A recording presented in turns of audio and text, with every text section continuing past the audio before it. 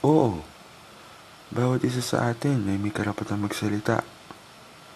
Di yan maaagaw sa atin ng kung sino man.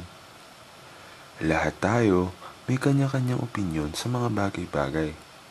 At walang masama dun. Magkakaibang takbo ng ating mga pag-iisip.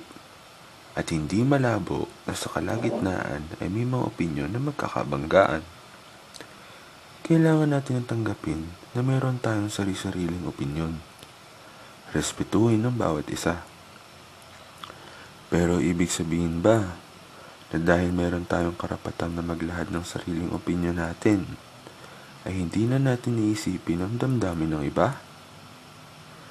Di mo na iisipin kung may masasaktan ka.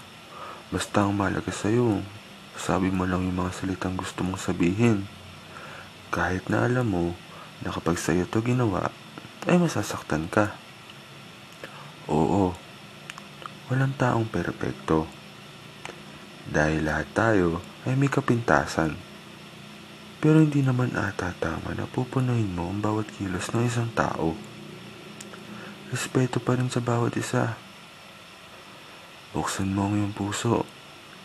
Isipin mo ang bawat salitang lumalabas sa bibig mo.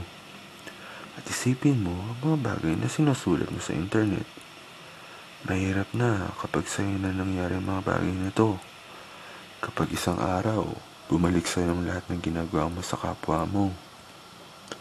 Kaya kaibigan, mag-ingat ka.